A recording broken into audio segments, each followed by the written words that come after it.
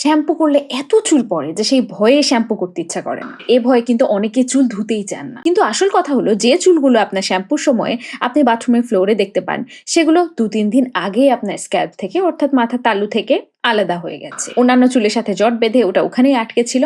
Just আপনি যখন shampoo করেছেন তখনই সেগুলো পড়ে গেছে বা ঝরে গেছে। শ্যাম্পুর ক্ষমতা নেই আপনার হেয়ার ফলিকেল থেকে আপনার চুলকে আলাদা করার। এখন যদি না আপনি চুল ধরে এমন জোরে টানাটানি করেন যে সেটা ছিঁড়ে আসতে পারে, সেটা অন্য কথা। তবে যেটা বললাম যে আপনার এই চুল পড়ার পেছনে শ্যাম্পু দায়ী না।